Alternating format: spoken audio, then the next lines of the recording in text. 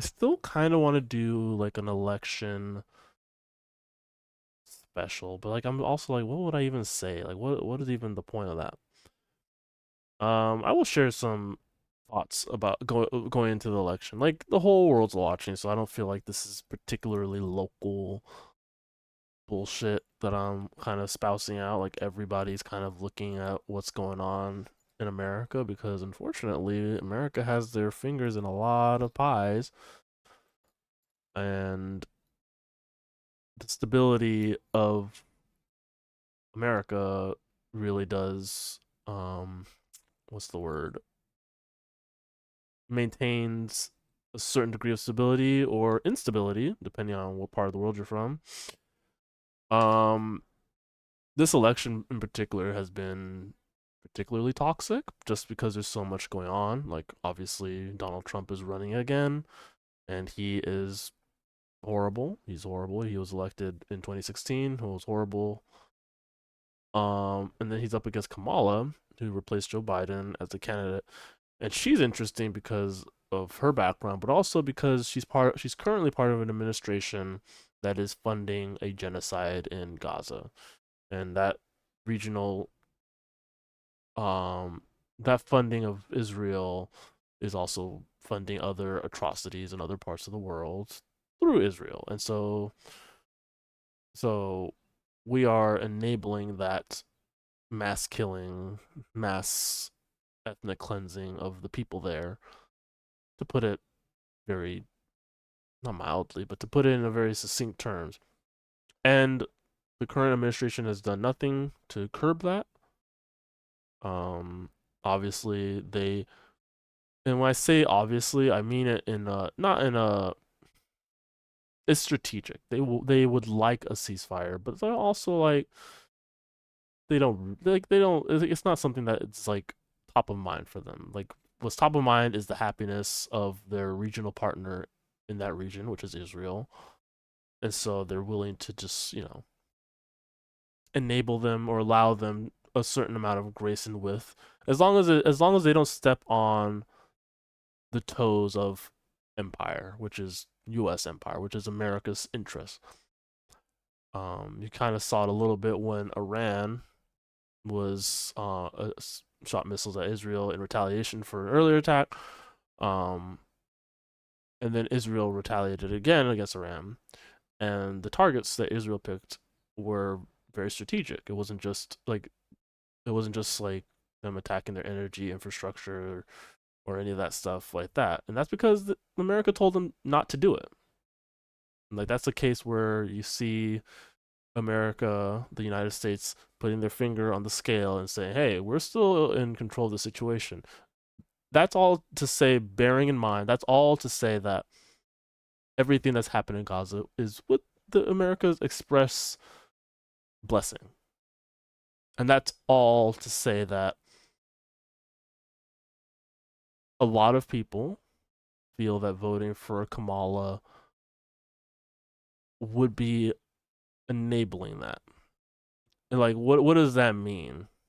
Well, for one thing, you are a party, a political party that wields power, that's currently in power, and you are facilitating a genocide. You're giving an okay to do it, and there is an implicit mandate in your ability to carry it out if you vote for the person doing it. Like, what does it mean to vote for someone who is committing a genocide? Like, what message do you send? And then it's depending on who you talk to, it's complicated or it's not complicated. It is um it's complicated in that it's a two party system. There are multiple other parties that are running, but it's essentially a two party system. What does that mean? It means that you're on Tuesday. Well, it might not. We might not even have the final results on Tuesday, but in essence, it's going to be one of the two. It's going to be Donald Trump or it's going to be Kamala Harris. It's not going to be Joe Stein. It's not going to be whoever's running on the Libertarian ticket. I don't know who that is. The Gary Johnson again? I don't fucking know. Um, it's not going to be those guys. It's going to be Kamala or Trump. And so that's where the calculus comes in of like, well, Trump is worse, so I should vote for Kamala. But if I vote for Kamala, that's saying that genocide is okay. Like your vote, like like people like right now, like the election, people are looking at Michigan because there's a huge Arab American population there, huge Muslim community there, Palestinians there, and they're split. They're split. Like that is a voting bloc that vote went very hard for Biden in 2020 because of the Muslim ban that Trump did in all the ways that he targeted that community. Now you are like in the past year, we've seen the Democrats basically say, "Oh yeah, it's okay to slaughter them. It's okay to kill them. That doesn't affect our interests all that much." And post post convention, we've seen that like it's not really a priority for them. Like that vote, that concern is not really a huge priority, and there's an understanding that, or at least for them, maybe at the time of the convention, that they didn't need to capitulate to them. We don't need their vote. We'll be fine. It's more strategic to continue on the way we are and not give concessions to the. In this case, it was the um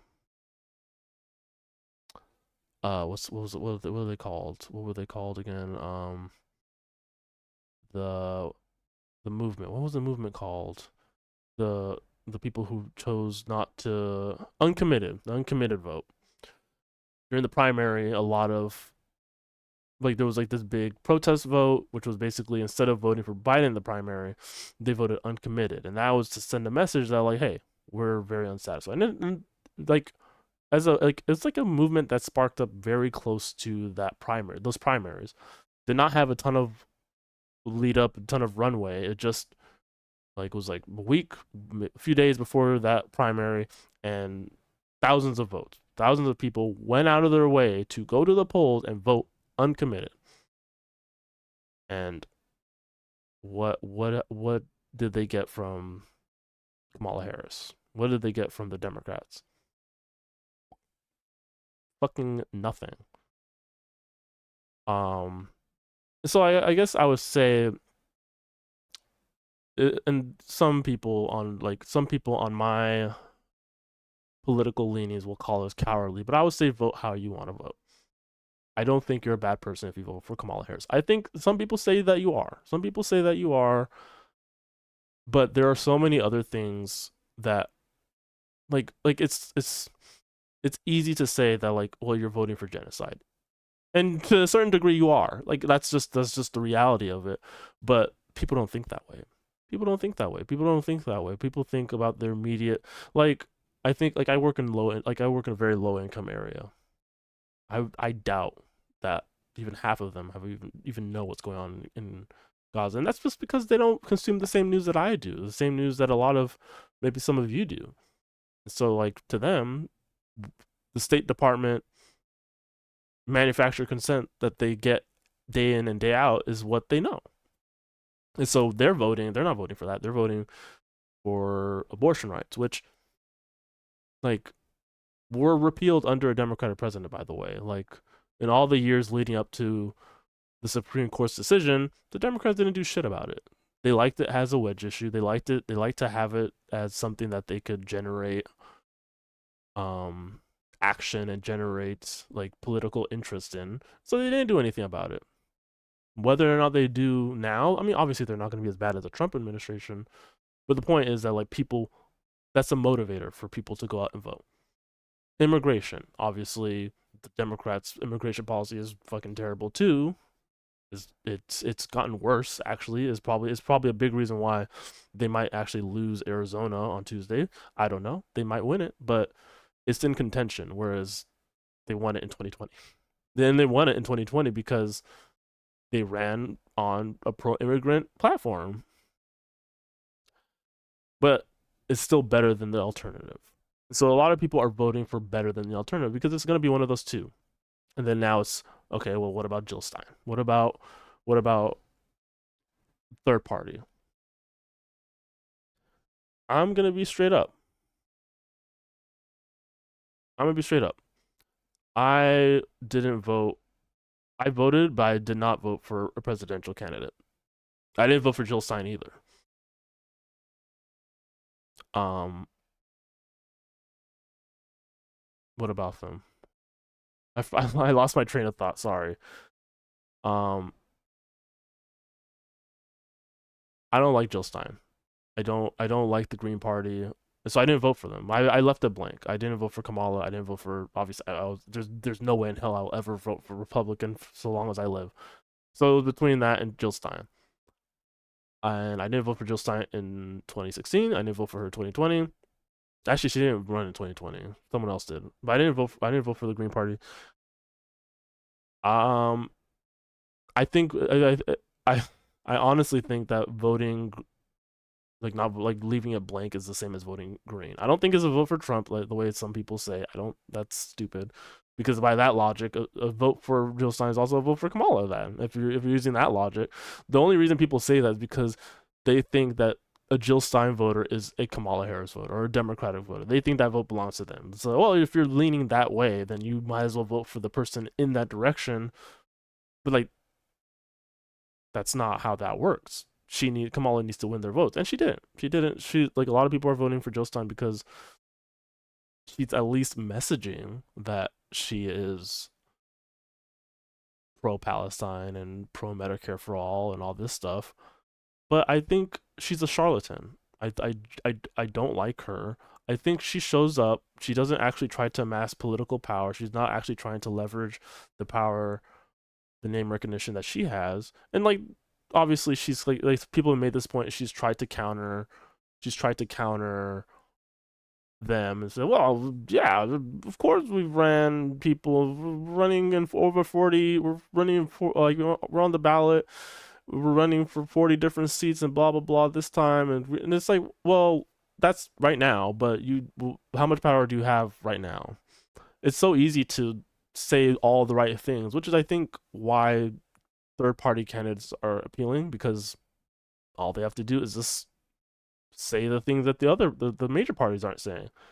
And they can say that because they don't have any obligation to do it. And I guess it's easy to say that about Jill Stein because she's never going to win, so we're never going to know if she intends to do half the things that she says she's going to do. But politics is nasty, Summersoft. It is nasty. But that's the other point. If like okay, well here's my first point. Are the Green Party voters going to be sitting there on election day watching the electoral map, waiting for one of them to turn green? Is Jill Stein, is Butch Ware, are they going to be watching TV and are they going to be waiting to see if California turns fucking green? Are they going to be watching to see if Michigan goes green? Are they going to be watching Florida to see if it goes green? Fuck no. They know they're not going to get a state. If we're going off of popular vote, if like maybe in a world where the electoral college is gone, maybe third parties have a chance. Publicly financed elections, we get money out of politics, repeal Citizens United, blah blah blah. Maybe we get to a point where you can do that. But they're not running to win. I don't know why they're running. Like every election, they get a few more votes, and they're like, we're gonna use this to mobilize and do blah blah blah and X, Y, and Z. Get a seat, get a Senate seat, flip a Senate seat, flip a congressional seat. Find a weak member of the House, start amassing power in the House. Because let's say that happens. Let's say she's sitting there on election day. Oh shit! California just went green? What the hell? Oh shit! Pennsylvania went green? Oh shit! And they somehow get to 270, which I don't think like I follow a lot of smart people who are saying vote green, and they're like, oh, she'll win if you vote for her. Well, that's if I vote for her, that no, that's not what's gonna happen. But ignoring that, let's say she wins. What friends does she have in Congress? Again, we can talk about how horrible it is to capitulate. Like right now, talking shit about AOC and Ilhan Omar for like backing Kamala Harris in spite of all is like the big thing. But like to do anything in Congress, you still have to work with the other people there. And she doesn't, and not only does she not have the support of obviously Republicans who would never sign on to her agenda in a million years, we also have to like work with the Democrats who you routinely insult, and even their most leftist members, you routinely go after them, especially on Twitter, which is like how I know she's not serious, because like I'm like, you're getting into like one-sided arguments with AOC on Twitter. Like, girl, you're a candidate for president. Like a lot of leftist Green Party voters got so mad at AOC for like calling out Jill Stein, but like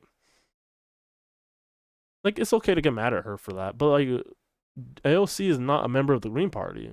She's responding to an opponent of the candidate she supports. Like, why don't you hit her on policy so you can elect the person that you want to win? Instead, you guys are like, oh, you're a fake, you're a genocide enabler, you're a fake, blah blah blah.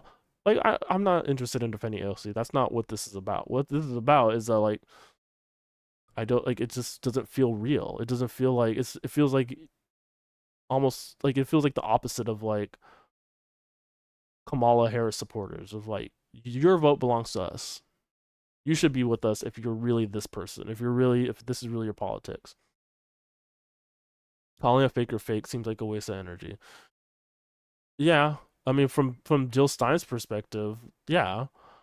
Um, but from AOC's perspective, like, she's like talking to people who are potentially gonna vote for Jill Stein instead of Kamala Harris. There's more strategy for AOC to discredit Jill Stein than vice versa. You see what I'm saying? So that's all to say. I don't like. I'm not gonna vote Green. Like, she doesn't put in the work. I don't see her putting in the work in the time. I see her all over my timeline in an election year. I really do. I see Jill Stein retweeted constantly, all the fucking time in an election year. I don't see her at all in the years prior. Nothing. What legislation are you trying to pass? The fucking DSA, Democratic Socialists of America, they got something on the ballot here in California about rent control. What Green Party shit has appeared on a ballot measure, on the ballot at all, in one of the largest states, like a state that you absolutely need to be like competitive. Like Republicans and Democrats both have a big state that has a ton of electoral votes that they have to have in their chest, like, to get to 270. Like, they're not really campaigning in each other's, like, Democrats aren't really trying to flip Texas or Florida, even though Florida went blue. Like, it's messier than that. And like, those two states one day could flip blue, but that's neither here nor there. But like, Republicans aren't realistically trying to flip California red, even though it went red for Reagan. But electoral college bullshit. Don't worry about it. The whole point though is that they're not. That's not strategy anymore. So why not make it strategy? Why not challenge them? Why, like, one state going green? That would be a game changer. Not, oh, the green vote got this many votes and like flipped, like made it so that Trump like took votes away from the Democrats here so that it goes red. You know what I'm saying? Like, instead of like, the strategy should be to get one green state to go green. If that felt like a real strategy, if that felt like a real possibility, then I would have voted for her. Yeah, sure, why not? Like, I don't think she's good, but she's like, as far as it's like, she's at least willing to say that the Palestinians are experiencing genocide. But it's my vote, and she didn't earn it. That's all to say that Tuesday's gonna be a mess. It's gonna be messy. It's gonna be stupid. Um, and whoever is elected, which is going to be either Kamala or Trump, it's going to be bad. There's one upside to Trump winning, and that is that the people who haven't given a shit will give a shit again. They gave a shit when he was president last time. They gave a shit like, suddenly, immigration wall is horrible. It's the worst thing in the world. And then Biden's in, and they're like, okay, we can go back to not giving a shit anymore. Like, they'll go back to giving a shit, and like, that's power, that's energy that you can use to mobilize, even though it's like not under the best circumstances. It's under actually very shitty circumstances, but you can at least organize for like midterms and for the next election. Maybe get someone who's more not Kamala to run. That's the one upside. The only upside. He would do immeasurable damage. Like he targeted Muslims, he targeted Latinos, he targeted trans people when he was in office. Just horrible. Abortion rights, you name it. He's unequivocally the worst choice. And then there's also the calculus that's like, well, he might be better on Gaza because Netanyahu's willing to listen to him on Gaza. Maybe, which is bullshit. Like he's not. He's gonna be as good, if not worse, than the Democrats. Which is not to say that Kamal is better. They're both bad on that. That's just a fact. Like I don't think you can get much worse. I don't think the metric for much worse in terms of Gaza doesn't make a whole lot of sense. Like it's just like it's not a conversation worth having. And then there's Kamala, who is boring and not boring in the sense that like boring politics. I mean boring as in like she's not motivating people, which is why the polls are as close as they are. She's not capturing the imagination of people who would be going out to vote. She has no vision. I don't think she has a vision. Like she talks about how much she loves small businesses. Man, who is starting like how many people are out there starting small businesses? How many people who are going out to vote are like, damn, I'm gonna start a small business.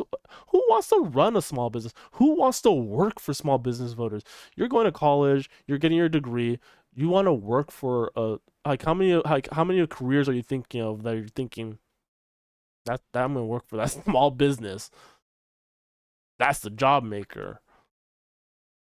Like material, like improve the material conditions for the people who are going to vote for you, or at least tell them. Like, and she has some decent policies in some places, like the healthcare one, like the Medicare expansion for like in-home care. That's pretty good.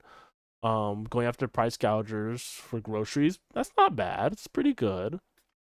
But it seems like a lot of it just kind of came in response, like in response to like shifting polls. Like you get a little more here, get a little more there, but it doesn't feel like a cohesive message. She also repeats herself a lot. Like when listening to her rallies, she just has the same way of talking about certain things. It just doesn't feel natural or authentic. It's just like, this is my plan. This is my plan. This is my plan. This is my plan. We have to, like, you ask her about immigration, and she just goes back to the bipartisan border bill. And then people are like, well, the bipartisan border bill is actually super right wing. So, like, and she's like, well, it has the support of even Republicans in Congress and the Border Patrol who endorse Trump. So it's just like, who gives a shit if they. Politics sucks. It sucks. And so, like, I guess that's my main thesis, but also like the final point is more so that this is not the decision maker. I mean, it is to a certain degree, but like no matter who wins, we have to be ready to organize. Like I got really frustrated, um, just on in terms of the lack of action because I follow some leftists, and leftists are really good at talking. They're really good at talking. They're really good at saying things, but they're just like, but so many of them are just bad at organizing. It's just like, okay, great, you can say the right thing on Twitter, but how are we going to put it into action? Because you have to motivate not just me. I already agree with you, but there's people who are working 3 jobs. How do you motivate that person to get out there and demand more from their politicians? A lot of them, this is the moment for them, and then they're gonna go back to not paying attention. And the reason is because they can't afford to give a shit any other time. They just know that the price of everything is going up. They just know that they can't afford things. They just know that rent is going up. And so like we need to organize in a way that matters to them. And that part of that's like getting more places unionized. Like that is a direct way to do it. And there are people who organize, do an excellent job working with unions, getting places unionized. But I just get frustrated that on a larger scale, there's so much that can be done, but like it's just no organizational power. It's just a lot of smartasses who think they know what to do. Like I want direction. I'm not a leader. I don't know how to organize. I don't even know that much. Like, it sounds like I know a lot about politics. And that's just because I watch and read a lot of stuff. But like, I don't know really deep level stuff in terms of like mobilizing and like getting out the vote. But I want to like get involved. But the apparatus just isn't there. Like, if the Green Party was like really locking in and strapping in for like, no matter who wins, we're getting to work. Like November 6th, we're getting to work. Like, we're starting the campaign for the next 4 years, and we're gonna be in a place where we are going to improve the material conditions of people around the country, no matter who wins. And their focus is just whatever bullshit they're doing on Twitter. And so it just feels hopeless because so much is stacked against us. And, you know, we're voting for between which candidate, like we're voting on like one candidate who supports genocide and one candidate who supports the genocide of a lot more people, a lot more different groups. Um, I guess to wrap back to Kamala Harris, like, if you don't want to vote for her, you're not a bad person. You're just straight up. And I know some people will disagree because I didn't vote for her. And the reason I didn't is because she didn't earn my vote. She said horrible things, spread horrible lies about Palestinian people as they're being slaughtered. I can't vote for that. Like you read about these atrocities in school and you tell yourself that could, like, how could this have happened? How could this have happened? And then to vote for the candidate who is doing one right now. And if you think, and again, you can watch me and hear me say that and still call me a smug asshole because I'm not being bombs are not raining down around on me. I'm not I don't have a uterus. I don't have ovaries. I'm not my health care in that regard. I mean, there's other things. I'm black and queer. There's other things that like I can get targeted for. But like,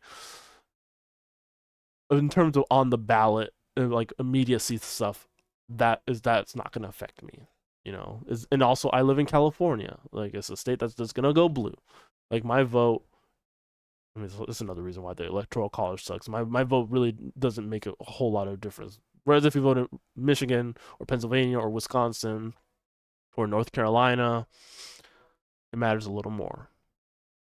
But honestly, if you live in those states, if she hasn't earned your vote, do what feels right. Because I don't think that it's a no-brainer. I don't. I don't. Like, look at the people in Michigan. Like, the way, like, I don't know if any of y'all saw, like, they, for whatever fucking reason, they sent Richie Torres and Bill Clinton out to talk to Arab American voters. And all they did was talk down to them. Bill Clinton, in particular, said horrible, racist stuff to them. That's the guy that they sent to talk to them.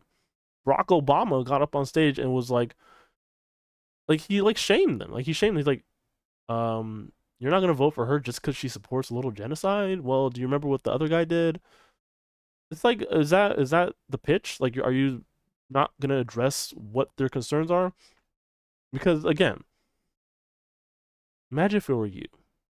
Imagine if it were you. Imagine, like, for me, my family's from Ghana. What if another country was bombing Ghana, where my family lives? How motivated would I feel to vote for the person who is funding the people bombing them? Like, are you gonna honestly look me in the face and say, well, you should still vote for her, even as she is actively participating in a ethnic cleansing of that people? That's how it is for Arab Americans. It's not just they're not just numbers on a page. They're not just esoteric, nebulous, fucking thought projects. It's not like a, oh well, like, let's they're not hypotheticals. A lot of them know people who have been killed by American bombs. They have family members who have been directly affected. And you're going to ask them to vote for that? You can go ahead and say Trump's going to be worse all you want, but they are currently experiencing that. That is a thing that is currently happening to them. So the idea that it could get worse doesn't matter. Why the fuck would it? You can't be fucked to end it, to try to fight to stop it. You're just gonna tell them, well, you should still vote for her because the other guy's gonna do it, but worse. What does that even look like?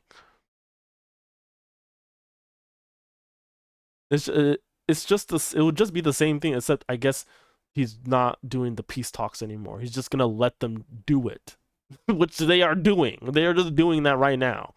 So I guess the alternative is they just do it. Maybe they bomb more places at the same time. Like, what does the distinction matter when it comes to people being killed? Every time that man comes up to talk, it's so annoying. He is he's horrible. I fucking do not like Barack Obama. He's like he really is horrible. He's also very popular, but that's neither here nor there. Anyways, with all that said, you should still go out and vote. And I don't mean for her or for Trump or for Jill Stein. I just mean you should still go out to vote. Go out, get a ballot, look at the issues that are on the ballot because there are other important things that you should probably look at because unfortunately there are evil, horrible people who get things on the ballots and it influences public policy. Policy that affects you, policy that affects people who are struggling, policy that funds like diverts money away from like your schools towards more policing. Like there's a lot of stuff on those ballots that you can address and it's marginal. It's marginal. It's not going to feel amazing, but it is work that needs to be done. And I hope we eventually get to a place where we don't have to concede so much of our morals, so much of our our I guess like just so much of our like our I guess morals. I guess morals is a fine word. We don't have to concede so much of that just for marginal improvements. And I don't know. Like a lot of like there's some people trying to do that work. I don't think it's happening nearly fast. I didn't even get to climate change. By the way, the earth is heating up and we're heading for more climate disasters and both candidates are fully keep on fracking because we want to win Pennsylvania. And that's just where we're at. I had a friend who doesn't live in the United States who's like, please don't vote for Trump. Please just vote for Kamala, or at the time it was Biden. I know he's doing genocide, blah blah blah, but please vote for him. And I'm just like, the thing I told them was, you don't have like you're. I'm not the person you need to be talking to. First of all, make that case to someone who is, again, these are not hypotheticals. There are people who have legitimately lost family members in Gaza, in Lebanon, in like all over. It's not just Gaza, by the way. The West Bank, which is not there's no Hamas there, right? And there's land grab settlement, illegal settlements, violence happening to the indigenous population over there from settlers. That's happening right now. It's like, and what response has there been from the State Department, from the Biden administration, from Kamala Harris, and a lot of that's being done with our weapons and our blessing. And so it's just like You don't need to convince me. Well, first of all, I already have my mind made up. I'm a grown person. I'm a grown ass man. I'm capable of reading myself. I know I have my own opinions, you know. So you're gonna have to do better than, well, he's gonna be real bad. He's real bad. Like, yeah, I know that. I know that. But also I'm watching atrocities happen right now and he's not in power. He's not in control. So what now? What now? What are you gonna do? Like, what are you gonna say? What do you say to that? Do it anyway, because I'm scared of the other guy. That's not good enough. I'm sorry, it's not. And like, I guess my actual last point is that Donald Trump, this is his third time running for president, and he won the first time. What has been put in place to stop him from being as dangerous as everyone says he is? We've had a Democratic president for 4 years, by the way, and he was the president for, and Donald Trump was president in the 4 years prior to that. In that 8 years, what protections have we put in place? January 6th happened. Everyone so horrified. Oh my God. They scaled the walls of the Capitol and they threatened our Congress people and they tried to stop the certification of the vote. What do we do about that? Yeah, we threw some of the people who were there in jail. What do we do about that? What did we do to make it so that he's not a dictator on day one? You guys knew who he was all this time. What have you done legislatively? How have you pressured your politicians, your representatives to ensure that someone that dangerous doesn't do dangerous things? Like, you guys are fucking serious. You're not. Fuck, get the fuck out of here. It only matters. Democracy is only on the line on election day for you guys. It's not. It's not. You guys don't give a shit when he's not there. Also, what happens when Donald Trump stops running for office? Like regardless, if he wins and this is his last 4 years, unless he does some really fucking crazy shit, just it just maintains power until he dies. Which I don't. I mean, who knows? Who knows? I'm not saying it's not gonna happen. Who knows? So there's that. Or he doesn't win and he's not gonna run for re-election in 2028. So like, is it over? Is it just bad Trump bad man? Because I'm bringing up this point because Dick Cheney endorsed Kamala Harris, a man with a far greater body count, literal body count, dead bodies, than Donald Trump.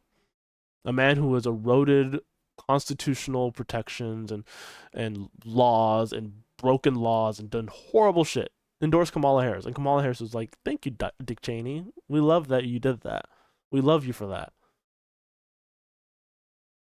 But so like, what's the difference? Well, why is Donald Trump so much more dangerous than Dick Cheney, a man had who knew how to wield the power he had, unlike Donald Trump. Donald Trump did some horrible shit, but Dick Cheney was efficient and he knew how to fucking rack up kills and bodies.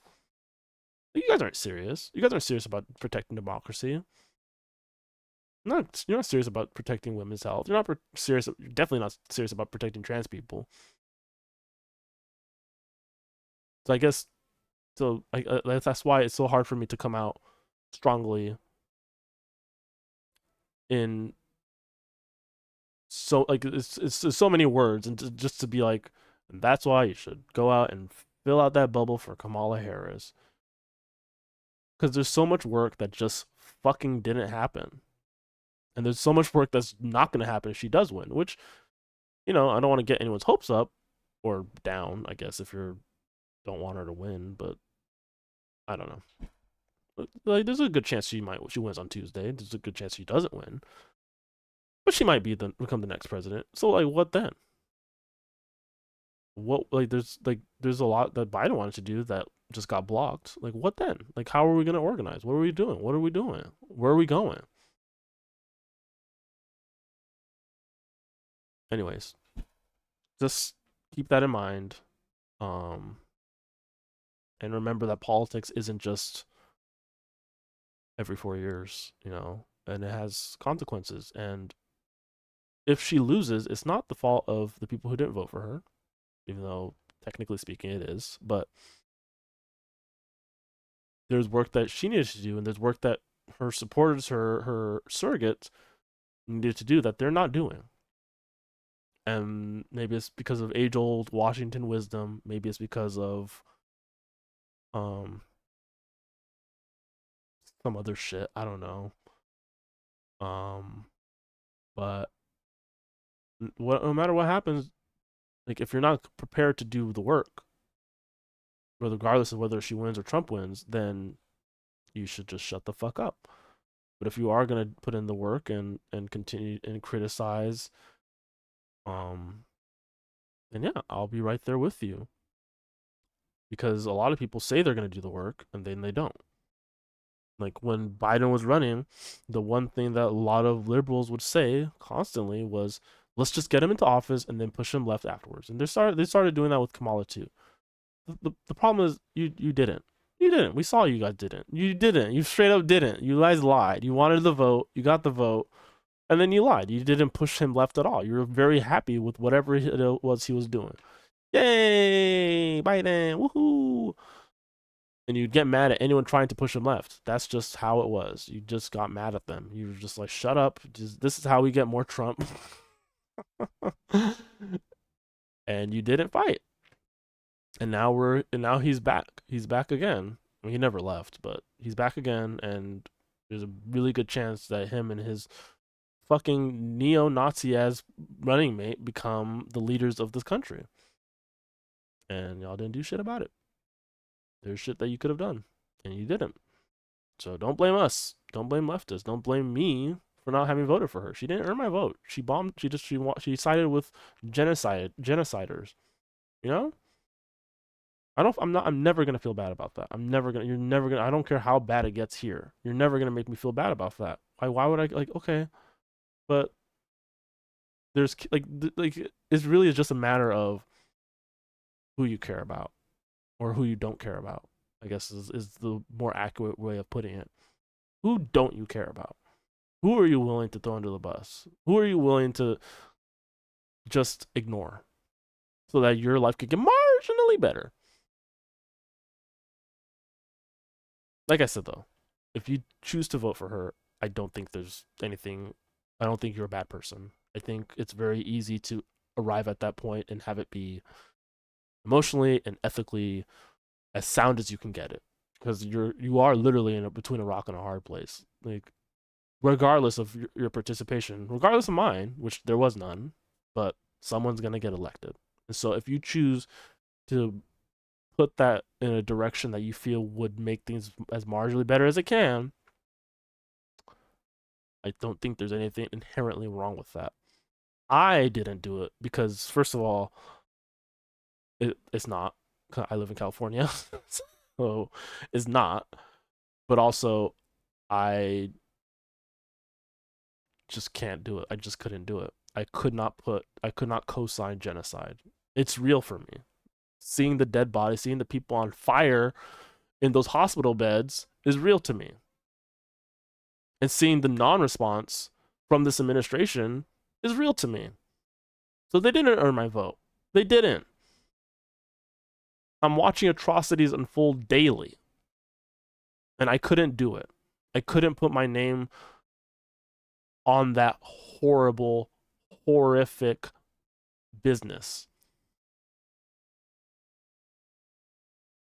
And so that's just where we end up. If you think I'm a bad person for that, that logic goes for it's the same for you too. Because if you do put your name for that, then you are supporting that. You are to some degree. And if you don't, then you're you can say whatever you want. You can say, well, then you're doing that for abortion. You're doing that for immigration. Okay, well, I guess we're just at a stalemate. But I couldn't do it. I couldn't do it.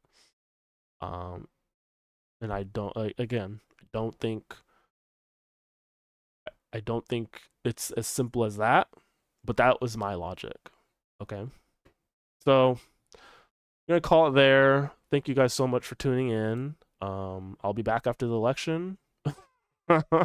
One way or another, we'll know what happened. Um, we might not know on Tuesday night, but we'll certainly know by in a week. Um, so yeah, stay safe out there. Literally, like if you're in America, like who knows what's gonna happen on election night? Who knows what's gonna happen at polling stations? Be safe. Keep your head on a swivel. Um, I voted by mail. I'm not going. I'm not. When I clock out on Tuesday, I'm going straight home. I'm ordering some. I'm picking up some food on my way home, and I'm just staying there. But we'll get through it. No matter what, we'll get through it. So yeah. Stay safe, everybody. You can follow me on my socials. I'm on Twitter, twitter.com/Asanish13. I'm also on Instagram, instagram.com/AJ13. And I have a link tree. I have a Discord server. Someone joined it while I was streaming. Not sure if it was a real person or spam, but if you are real, welcome. If you're not, go to hell. But yeah, we'll be back with more Kingdom Hearts. So yeah, take care, everyone. Thank you, Summersoft and Quixotex, who was here earlier, for tuning in. For any lurkers out there, you know who you are. Catch you on the next one. See ya. What do I want to be ya? Peace out.